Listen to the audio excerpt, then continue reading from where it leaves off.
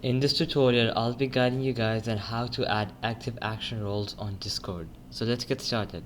So first of all, once you're in your server, you'll have to click on the arrow on the top, click onto server settings. Here you'll have to go over to the roles option, and here you can create many roles and assign different members each role. So let's say I'm going to create a new role and name it students, and save changes. And then I'm gonna go back, I'm gonna click here, create another role. This is gonna be for the principal, principal.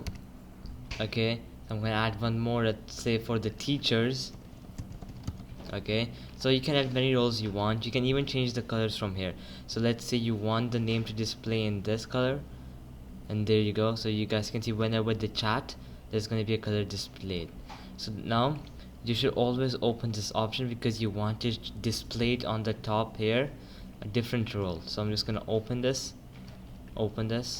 and you can change colors for this. So for example, for the principal, I'm gonna choose yellow. For students, I'm gonna choose this. Then I'm gonna save my changes. I'm gonna close it now. So now if I right click on any person, I have to go to the roles and then I can assign them whatever role I want. So let's say I'm going to assign myself as a principal.